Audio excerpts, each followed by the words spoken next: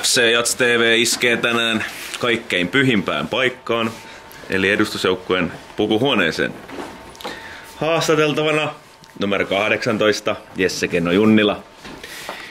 Mikä on tämä jumalainen huuliparta, joka korostaa niin kaunista nenääsi? No sovittiin Samu-Petteri Mäkelän kanssa, että sit saa ajaa viiksessä, kun on tehnyt maalin ja mä en oo tehnyt, toisin kuin Samu on tehnyt 3.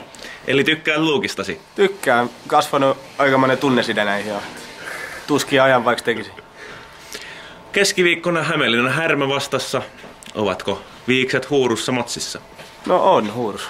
Aina ne on huurus. Mitä odotat peliltä? Voittoa. 15 maalia viime kaudella, nyt saldo 0. 14. Nyt saldo 0. Eka kierros kohta pelattu. Pelattu jo. Kasvaako apina orrella? Kasvaa. Kasvako? Miten se saadaan alas? No onko kaverit opettanut syöttelemään? Tyhjiä.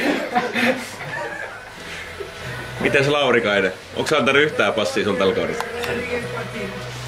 Miksi kannattaa tulla keskiviikkoon stadionille 18.30? No pelkästään mun viiksiä takia. Kiitos Jesse Junnila. Ja Samu-Petteri Mäkelä viiksiä päätetään.